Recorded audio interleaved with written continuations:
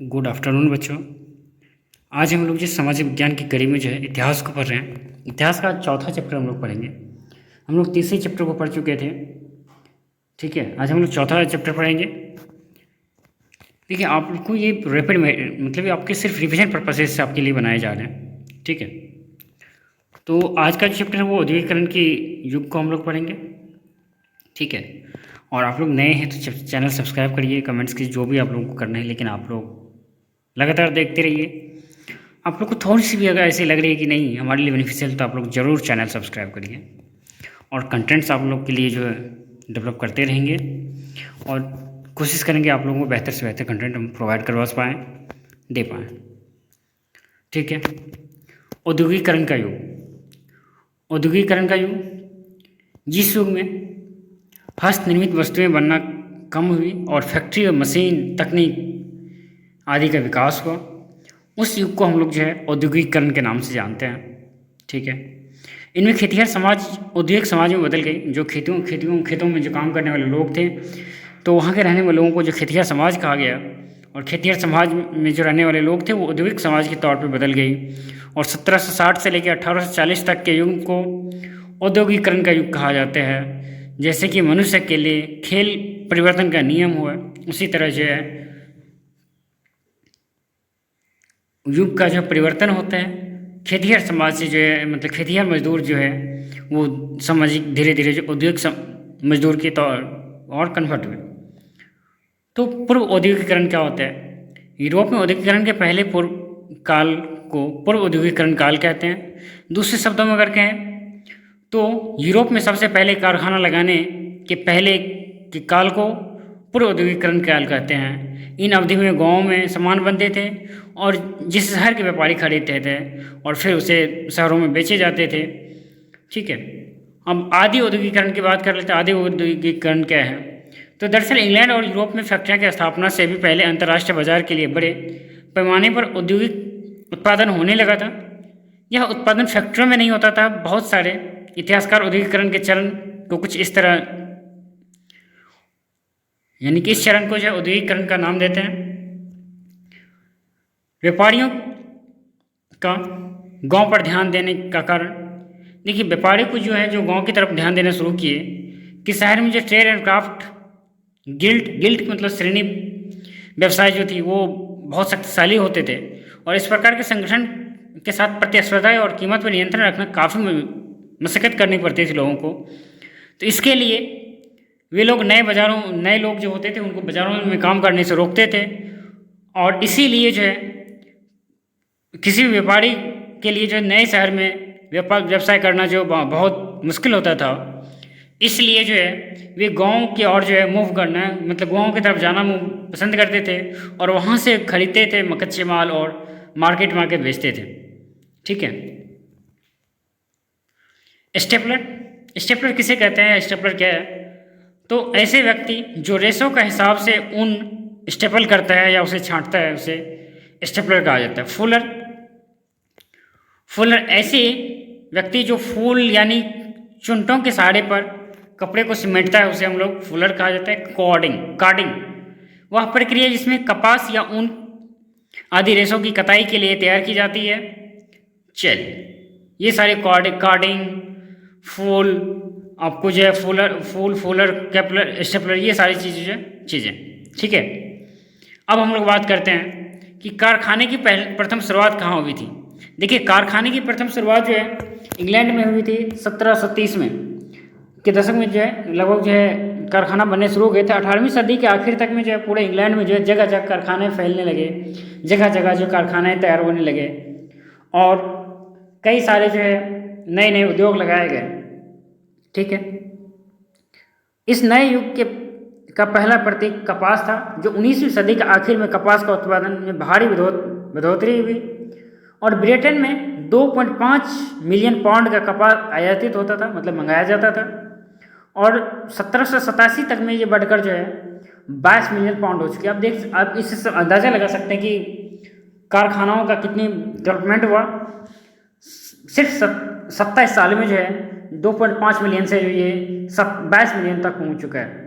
ठीक है, अब कारखाने जब खुले थे इनका लाभ क्या है? देखिए, अब कहीं भी कारखाने खुलेंगे तो उनके लाभ हानि सब कुछ को हम लोग को देखना है। तो अब कारखाने जब खुले तो उससे लाभ क्या क्या मिले? कारखाने खुलने से कई सारे फायदे हुए, जैसे श्रमिकों की कुशलता बढ़ गई। जो पहले श्रमिक हुआ करते थे, गांव में रहा करते थे, उनकी जो कुशलता में थी, बट उसी कार्य कुशलता में थोड़ी बढ़ोतरी हुई। अब नई मशीनों की सहायता से अधिक उत्पादन होने लगे और बेहतर उत्पाद भी बनने लगे। और औद्योगिकरण के शुरुआत में जो मुख्य रूप से सूती कपड़ा के उद्योग से आरंभ हुआ था, कारखाने में श्रमिक की निगरानी और उनसे काम लेना आसान हो गया। ठीक है, आप इन बात को समझे। और औद्योगिकरण के परिवर्तन का रफ्तार, औद्योगिकरण का विकास कैसे, उसके बारे में थोड़ा सा देख लेते हैं। औद्योगिकरण का मतलब सिर्फ फैक्ट्री का विकास नहीं, बल्कि कपास और सूती वस्त्र एवं लोहा स्टील उद्योग में काफ़ी तेजी से बदलाव हुए। और ये ब्रिटेन में सबसे पहले फलते फूलते समाज उद्योग थे। औद्योगिकरण के पहले दौर में 1840 के दशक तक सूती वस्त्र उद्योग के अग्रणी क्षेत्र थे। रेलवे के प्रसार के बाद 1840 में इंग्लैंड में काफ़ी बढ़ावा मिला और निवेशकों ने 1860 में, ये निवेशकों का दशक कहा जाता है इसको। 1873 में आते आते ब्रिटेन ने लोहा, इस्पात और अन्य निर्यात की कीमत लगभग 77 पाउंड का हो गया। और सूती कपड़े वस्त्र के निर्यात की अगर बात करें तो वो डबल हो चुका है, दोगुना हो गया। लेकिन औद्योगिकरण का रोजगार पर कोई खास असर नहीं पड़ा, क्योंकि 19वीं सदी के अंत तक पूरे कामगारों में से कम 20% जो है तकनीकी रूप से जो औद्योगिक क्षेत्र में नियोजित किया जाता था। इससे पता चलता है कि नए उद्योग पारंपरिक उद्योग से विस्थापित नहीं कर पाए। आप इस चीज़ को समझिए कि नए उद्योग जब खोले गए, बट यहाँ पे जो एम्प्लॉयमेंट, रोजगार की जो बात की गई, रोजगार वो नहीं दे पाए जितना रोजगार होना चाहिए था, क्योंकि उत्पादन ज़्यादा हो रहे, सारा कुछ बढ़ रहा है, लेकिन लोगों को रोजगार देने का उतना परंपरा इसमें नहीं हो पाया। ठीक है, नए उद्योगपति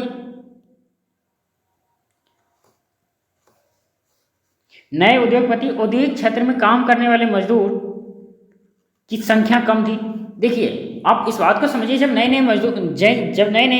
किसी भी चीज़ का आप आरंभ करते हैं तो आपको लोग कम मिलते हैं, चीज़ें कम मिलती है, बट उनमें धीरे धीरे जो बदलाव आती है। ठीक है, फिर है प्रौद्योगिकी के बदलाव में धीमी जो टेक्नोलॉजी आ रही थी वो धीरे धीरे बहुत स्लो थी।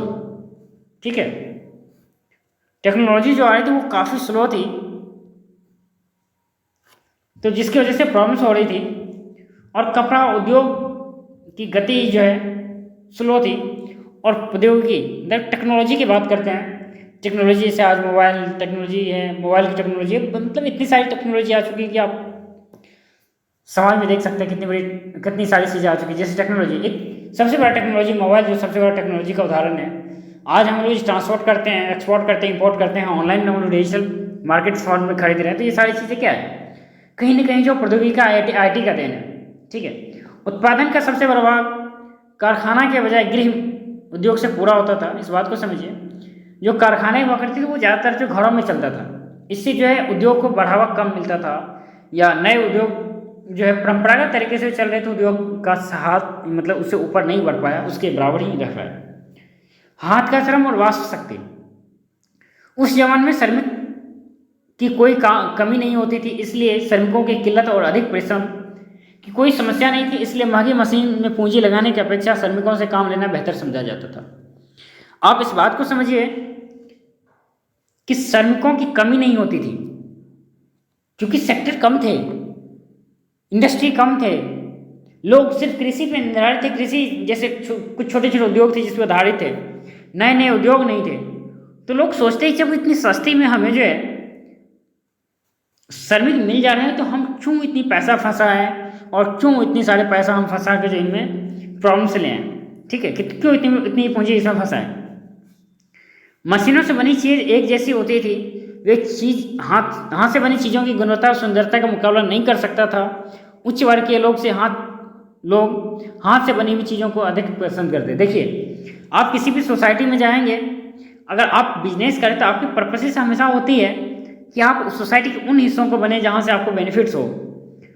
तो जो उद्योग बन रहे थे, उद्योग में जो है एक ही तरह के कपड़े बन रहे थे, मतलब मशीन में जो कपड़े बनते हैं, आप समझिए, आपने एक बार इंस्ट्रक्शन दे दिया, आपने एक बार बता दिया कि इस तरह से कपड़े बनेंगे तो उसी तरह कपड़े बन रहे थे। तो अब ये उच्च वर्ग के लोग जो थे उनको पसंद नहीं थे, तो अब करेंगे क्या? तो उद्योग धंधे धीरे धीरे बैठने लग गएंगे। तो इसलिए जो है व्यापार उस समय की जो थी काफ़ी बेहतर नहीं चल रही थी। ठीक है, चलिए, लेकिन 19वीं सदी के अंत में अमेरिका स्थिति कुछ अलग थी। वहाँ पर श्रमिकों की कमी के कारण मशीनीकरण का एकमात्र रास्ता बच गया। लेकिन जैसे जैसे 19वीं शताब्दी आती है वहाँ पर श्रमिकों की जो है कमी होने लगती है। ठीक है, जब श्रमिकों की कमी होने लगती है तो रास्ता नहीं बचता है। रास्ता बचेगा कैसे? जब मजदूरों की कमी हो जाएगी तो आपको मशीन का सहारा लेना पड़ेगा। जब मजदूर के द्वारा जो प्रोडक्शन कॉस्ट होता है, उत्पादन जो मूल्य है वो कहीं ना कहीं अगर बढ़ जाती है तो इससे प्रॉब्लम्स होगी या इससे समस्या होगी। आप इस बात को समझिए, मान लीजिए आप एक इंडस्ट्री स्थापित किए। ठीक है, अगर आप इंडस्ट्री स्थापित किए, आपको मजदूर 10 रुपये मिलता है, लेकिन आप मशीन से प्रोडक्शन करेंगे 8 रुपये में करेंगे, तो आप सोचता है कि आप जो है मशीन का उपयोग करेंगे। ठीक है, कह रहे हैं क्वेश्चन है कि 19वीं शताब्दी के में यूरोप के उद्योगपति मशीनों की अपेक्षा हाथों के श्रम का क्यों उपयोग ज़्यादा पसंद करते हैं? देखिए, आपने उद्योग खोला, आपके उद्योग का पर्पस क्या होता है?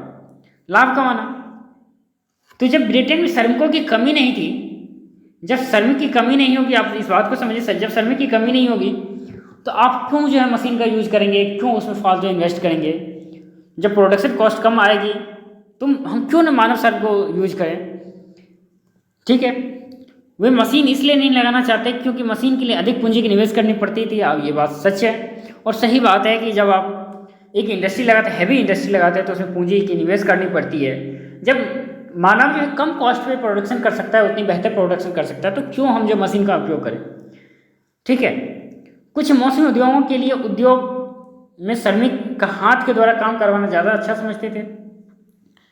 ठीक है, और जो उच्च वर्ग के सोसाइटी थे वो जो है अक्सर बारीक चिन्ह वाली या डिजाइन वाली और कौशल पर निर्भर जो हस्त कौशल यानी कि हाथ से बनाए हुई चीज़ों पे जो वो ज़्यादा विश्वास करते थे और उसकी वो लोग मांग करते थे।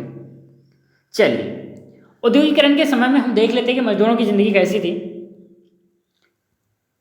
ठीक है, तो कुल मिलाकर मजदूरों की जीवन दयनीय थी। आप इस बात को समझिए, जहाँ पे मजदूर ज़्यादा होंगे, मजदूरों की मांग नहीं होगी, तो कम प्राइसेस में कम कीमत पे काम करने पड़ेंगे, उसे कम सैलरी में काम करना पड़ेगा। तो आप जब मानव एक जो है नॉर्मल अपनी लिविंग स्टैंडर्ड, लाइफ स्टैंडर्ड अगर मेंटेन नहीं कर पा रहा है तो ज़िंदगी की सबसे बड़ी प्रॉब्लम्स और क्या हो सकती है? श्रम की बहुयात की वजह से नौकरियों में भारी कमी थी, ये बात सच है। जब मजदूर ज़्यादा होंगे, ठीक है, आप इस बात को समझिए, ज़्यादा मजदूर होंगे तो फिर प्रॉब्लम्स क्या होगी? आप इस बात को समझिए कि जब देखिए आज भारत में क्या प्रॉब्लम्स हो रही, लोग कह रहे हैं कि नौकरी है, नौकरी नहीं है, नौकरी नहीं है। नौकरी इसलिए भी नहीं है क्योंकि जनसंख्या ज़्यादा है, श्रमिक ज़्यादा है और श्रम कम है। आज हम लोग जो मशीनीकरण के इतनी ज़्यादा उपयोग करने लगे हैं, सर अगर कहीं जाना हो तो मोटरसाइकिल का यूज़ करते हैं, जो पहले रिक्शा गाड़ी या बैलगाड़ी चलती थी उसको हम लोग कहीं कहीं अवॉइड कर दिए हैं। तो अगर वो अवॉइड कर दिए तो जो रिक्शा गाड़ी चला रहे थे वो मजदूर की हालत क्या हो रही होगी, आप इस बात को समझ सकते हैं। या आज भारत में बेरोजगारी की बात करें तो भारत की बेरोजगारी इतनी क्यों है? क्योंकि काम करने वाले लोग ज़्यादा हैं और काम कम है। ठीक है, चलिए, बहुत सारे उद्योग मौसम की वजह से कामगारों के बीच में कुछ समय के लिए खाली बैठना पड़ता था। ये भी समय था कि मजदूरों को काम हमेशा नहीं मिलता था। काम नहीं मिलता था क्योंकि वो मौसमी होते थे। जैसे आप इस बात को समझिए, जैसे है ये कृषि की समय की बात करते हैं, कृषि उत्पादन है जैसे है, तो कृषि में साल में जो है आप जो है 2 महीने 3 महीने की प्रोडक्शन कर सकते हैं। साल में जो है अगर हम कहें तो 3 महीने लगभग 4 महीने की काम होती है, बाकी समय वो खाली रहते हैं। या जैसे आप बात करें, जैसे जो है हम बात कर लेते हैं, आपको क्या कहते हैं, कृषि आधारित कुछ उद्योग, जैसे चीनी मिल है। चीनी मिल का जो लगभग जो 2 से 2.5 महीने का प्रोडक्शन होता है, जो अगस्त सितंबर अक्टूबर नवंबर का, उसी समय में ज़्यादा चीनी मिल चलता है। बाकी चलते हैं बट उसमें ज़्यादा काम होते हैं। ठीक है, समझ गए? उसमें ज़्यादा काम होते हैं और मजदूरों की आय वास्तविक मूल्य से काफ़ी गिरावट होती थी, इसलिए भारी कमी होती थी। आप इस बात को समझिए, मजदूरों की कीमत जो है काफ़ी भारी क्यों नहीं होगी? जब ज़्यादा, देखिए कहीं पे भी आप ज़रूरत से अगर ज़्यादा हो तो उसकी वैल्यू नहीं होती है। आप अपने लाइफ में भी ले लीजिए, आप किसी भी इंसान को या किसी भी तरह की चीज़ों को अगर आप ज़्यादा वैल्यू देंगे तो वो आपकी कदर नहीं करेगा या तो आपकी वैल्यू नहीं करेगा, ठीक है? तो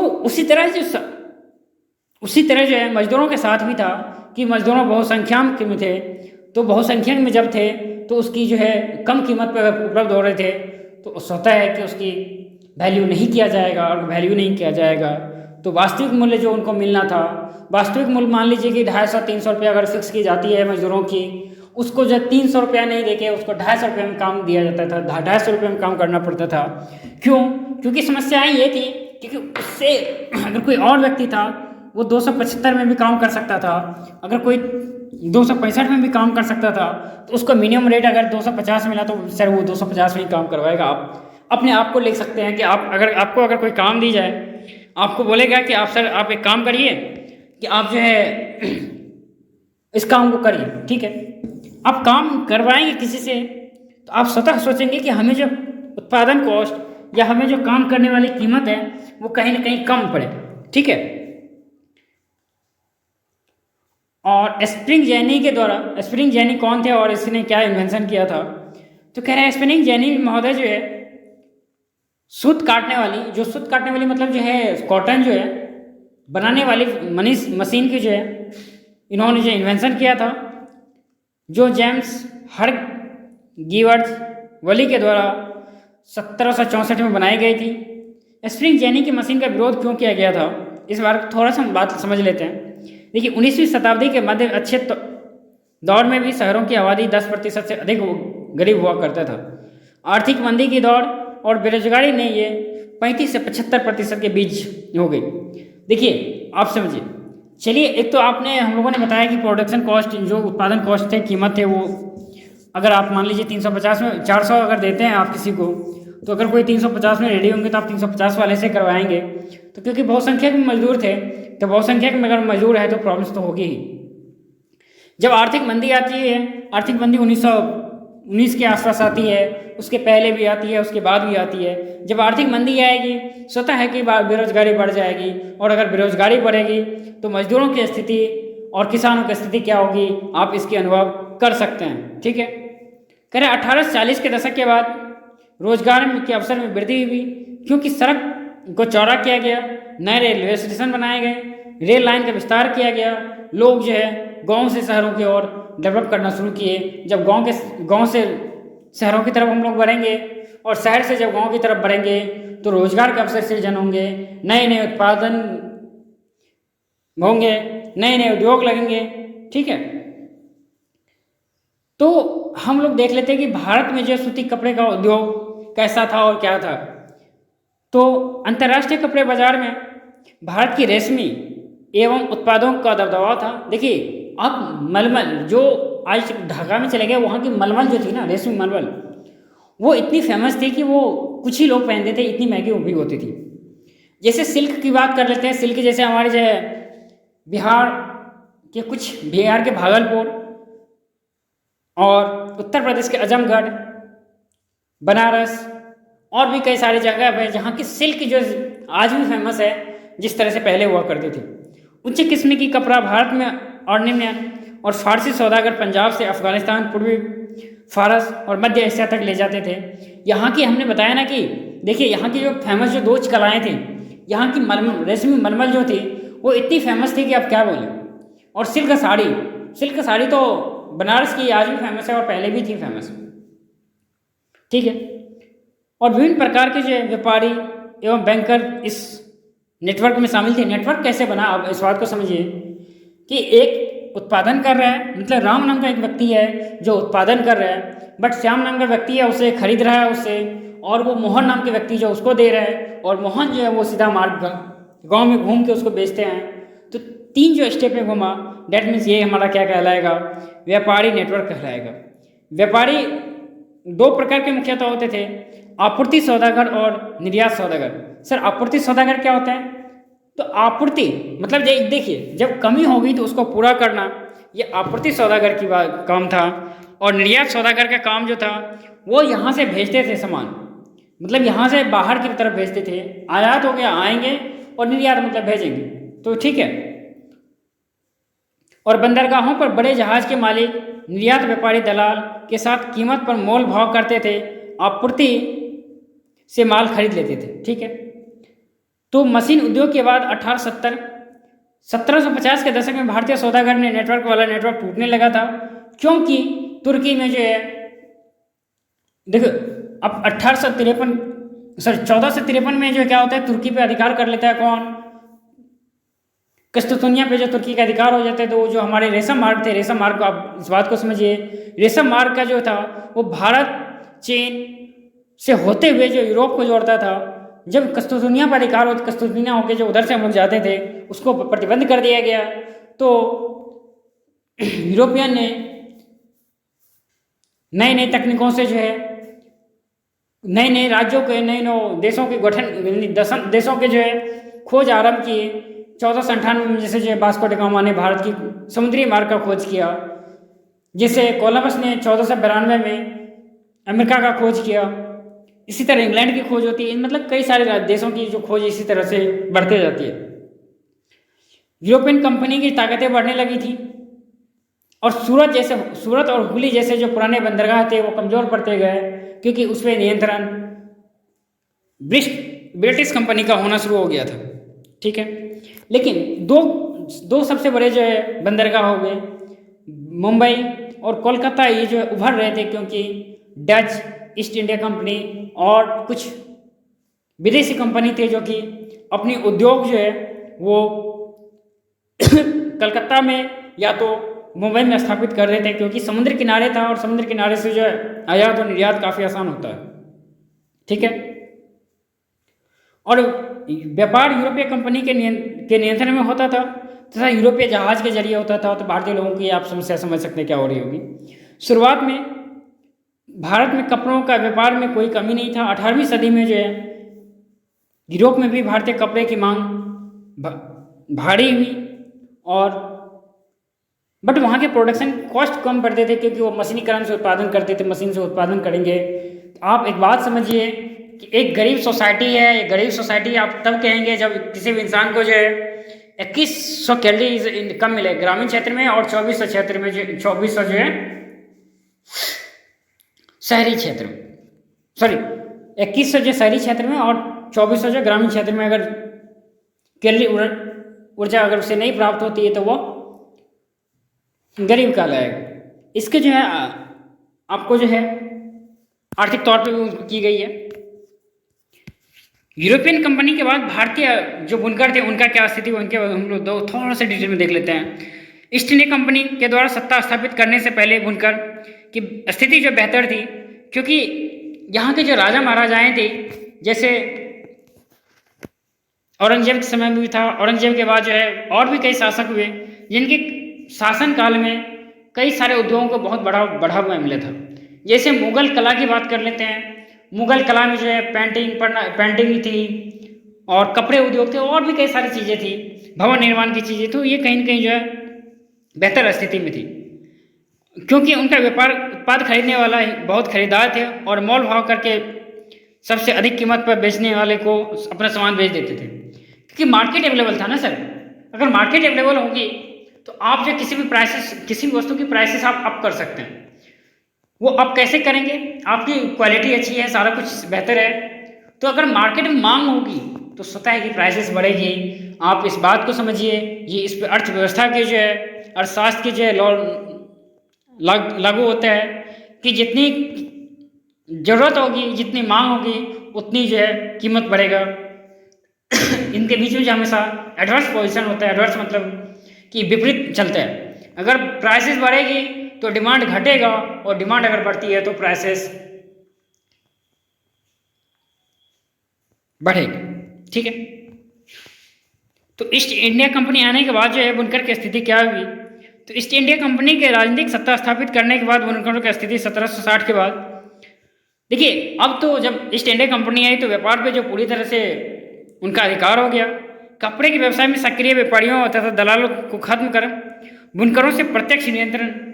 आप इस बात को समझिए। अब ये इन्होंने क्या किया कि जो दलाल होते थे, जो बिचौलिया होते थे, उनको हटा के ये डायरेक्टली जो बुनकर थे उनसे मिलने लगे और उनसे जो है सीधा खरीद और बिक्री करने लगे। बुनकरों और अन्य खरीदारों के साथ कारोबार करने पर पाबंदी लगा दी।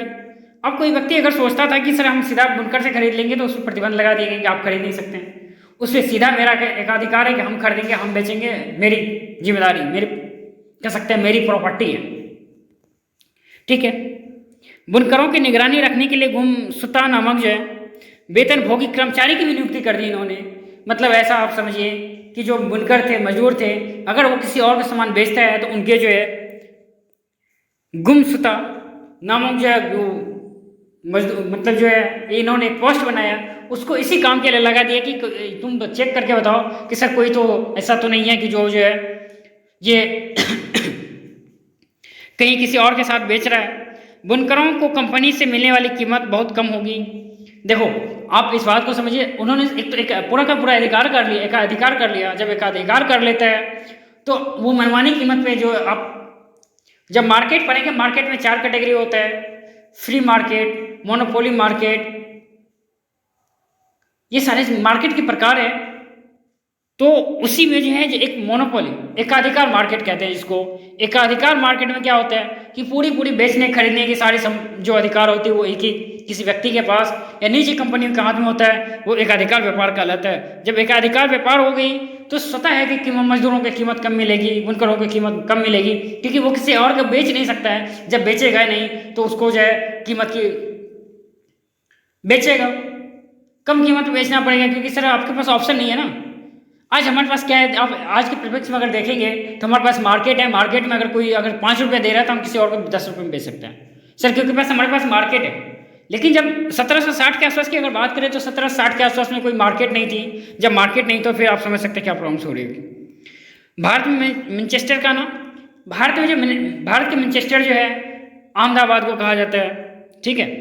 19वीं सदी की शुरुआत में जो भारत में सिर्फ कपड़ों के निर्यात में कमी होने लगी थी। 1811 से 1812 में भारत से निर्यात होने वाला सूती वस्त्र की हिस्सेदारी 33% थी, जो कि 1850 से कम आते आते 3% रह गई, क्योंकि इसी समय में जो औद्योगिकरण होती है ब्रिटेन में, और जब मशीनीकरण होती है तो आप समझ सकते हैं कि जब मशीनीकरण होगा तो प्रोडक्शन जो है जब वहाँ ज़्यादा उत्पादन होगा तो क्यों आपके यहाँ से ले जाएंगे, क्यों आपके यहाँ से खरीदेंगे। जब आप इस बात को समझिए, सर अगर कोई 4 रुपये में दे रहे हैं और 5 रुपये में आप दे रहे हैं तो 5 रुपये वाले क्यों खरीदेंगे, आप 4 रुपये में क्यों नहीं खरीदेंगे, जब वही चीज़ें आप बेहतर दे रहे हैं, वही चीज़ें हमें मिल रही है। ठीक है। ब्रिटेन के निर्माता के दबाव के कारण सरकार ने ब्रिटेन में इंपोर्ट ड्यूटी लगा दी, ताकि इंग्लैंड में सिर्फ वहाँ के बनने वाली वस्तुएं ही बिकी। अब देखिए लोग कितना बदमाश हैं कि सरकार को दबाव डाला, कहा कि नहीं बाहर की वस्तुएं इसमें नहीं आएगी, यहाँ जो बनेगा वही वस्तु का उपयोग किया जाएगा। तो ये भी एक तरह से कानून बना दिया उन्होंने अपने। ईस्ट इंडिया कंपनी पर भी इस बात के लिए दबाव डाला गया कि वह ब्रिटेन की बनी चीज़ों को भारत में बेचे, भारत के बाज़ारों में बेचे, लेकिन वो यहाँ से इंपोर्ट करेंगे, मतलब खरीदेंगे, बेचेंगे नहीं। मतलब यहाँ से खरीदेंगे कच्चा माल, यहाँ से पक्के माल वो नहीं। मतलब आप इस बात को समझिए, बुनकरों की जो सामान थे उसको नहीं खरीदेंगे, लेकिन बुनकरों की जो बनाने की मटेरियल थी, जो पदार्थ थे जिसे वो बनाते थे, वो खरीदेंगे। वो जैसे नील वो लोग खरीदते थे। इसके अलावा और भी कई सारी चीज़ें थी। ठीक है। 18वीं सदी के अंत में भारत में सूती कपड़ों का आयात न के बराबर था, लेकिन 1850 आते आते कुल जो 31% जो है सूती वस्त्र कपड़ों का हो गया, और 1870 के दशक में अगर हिस्सेदारी की बात करें तो ये लगभग बढ़ के जो है 50% के आसपास हो गई। मैनचेस्टर के आगमन पर भारतीय बुनकरों के सामने आई समस्याएं, 19वीं सदी आते आते बुनकरों के सामने नई समस्याएं उत्पन्न हो लगी। उनमें देख लेते हैं कुछ क्या क्या थे। नियति के बाजार ढह गया। जो भारतीय बाजार थी वो कहीं न कहीं ध्वस्त हो गए, क्योंकि वो मशीनीकरण की प्रक्रिया, मशीनीकरण लेके आया, और मशीनों से बने वस्तुओं की जब आप कीमत जो होता है वो कम होता है, क्योंकि आप मशीन से बनाते हैं, और जब मशीन से बनेगी तो उसका उत्पादन कीमत कम होगा। जब उत्पादन कीमत कम होगा तो स्वतः है कि वो सस्ती वस्तु मिलेगी। जब वस्तु मिलेगी तो आप समझ सकते हैं कि लोगों को बेनिफिट मिलेगा, लोग जो उसी को खरीदेंगे।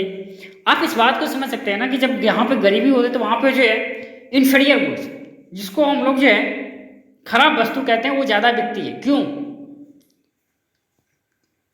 इसका वजह एक ही है कि उसके पास जो 10 रुपये की नमक खरीदने की कीमत, मतलब 10 रुपये की नमक नहीं खरीद सकता है, तो वो नमक जो 3 रुपये का खरीदेगा, क्योंकि उनके पास पैसे कम है, जब रिसोर्सेज कम है तो वो उसी के अकॉर्डिंग उसका उपयोग करेगा।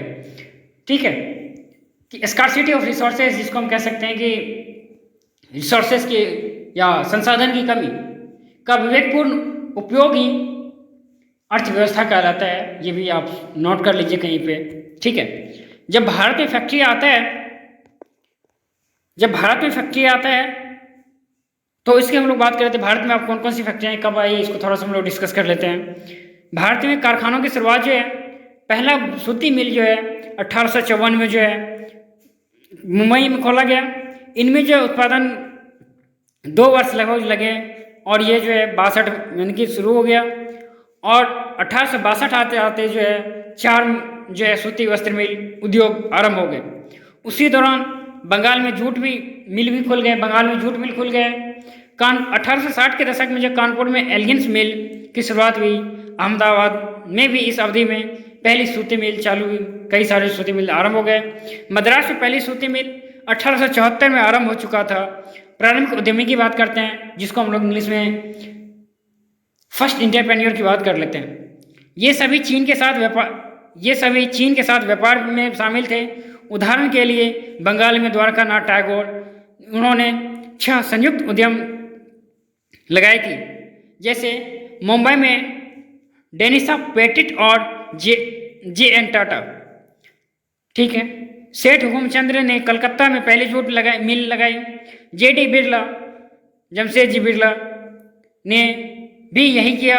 मद्रास के कुछ सौदागर जो वर्मा, पूर्व मध्य तथा पूर्वी अफ्रीका के व्यापार से आते थे, कुछ वाणिज्य समूह जो भारत के जो है में व्यापार करते थे, उन लोगों ने मिलकर कुछ नए इंडस्ट्री खोलना आरंभ किए। भारत के व्यवसाय पर अंग्रेजों ने एक ऐसा शिकंजा कसा था कि उनमें भारतीय व्यापारियों को बढ़ने के लिए अवसर ही नहीं थे। कई तरह के प्रतिबंध लगा दिए गए थे कि आप इसका प्रोडक्शन नहीं करेंगे, आप यहाँ नहीं बेचेंगे, आप वो नहीं करेंगे, ये नहीं करेंगे, कई सारे जो रिस्ट्रिक्शन लगा रखे थे। फिर भी भारतीय के लोगों ने, भारतीय के जो उद्योगपतियों ने जो है उद्योग आरंभ किए। ठीक है, मजदूर कहाँ से आए? तो ज़्यादातर मजदूर जो आसपास के ज़िले से आते थे। जब सूती वस्त्र मिल खोला गया तो आसपास के मजदूर हुआ करते, जो पहले शिल्पकार होते थे, जो हस्त कलाओं से निपुण होते थे, वो लोग शहरों की तरफ मूव करना शुरू किए। अधिकांश किसान, कारीगर, जिन्हें काम में घर में गांव में काम नहीं मिलता था। आज आप इस चीज़ को समझिए ना, माइग्रेशन जो होती है भारत में, जिसको माइग्रेशन को हम लोग प्रवास कहते हैं, कि देखिए हमारे यहाँ से दिल्ली लोग जाते हैं, बिहार और यूपी की मैं बात कर रहा हूँ। बिहार और यूपी में ज़्यादातर लोग दिल्ली जाते हैं, कलकत्ता जाते हैं, मुंबई जाते हैं। जब ये दशक बात करेंगे 30 से 50, 60, ये जो 30 साल 40 साल का दशक है ना, इनमें सबसे ज़्यादा जो है कलकत्ता का उल्लेख मिला कि लोग कलकत्ता जाते थे। कलकत्ता और भारतीय परंपरा की, भारतीय संगीतों में देखेंगे तो कहीं जिक्र मिलता है। और जब बिहार के क्षेत्रीय संगीतों को आप सुनेंगे तो उनमें जो है आपको ऑब्वियस चीज़ें मिलेंगे, और उनके साथ जो इंसिडेंट होती थी उनको भी उन्होंने बहुत बारीकी से लिखा है। आप इनमें जो 2 बहुत बड़े संगीतकार जिनको आप जानना चाहिए आप लोगों को, तो वो आप लोग जाइए, पोस्ट देखिए, मतलब ज्ञानस्थली इंस्टीट्यूट के जो पोस्ट, जो फेसबुक पेज, आप वहाँ पे भी देख सकते हैं कि मैंने कुछ ब्लॉग्स आप लोगों के लिए या कुछ कंटेंट्स आप लोगों के लिए मैंने डाला, कि आप लोग वहाँ से समझिए और पढ़िए इन सब चीज़ों को। ठीक है,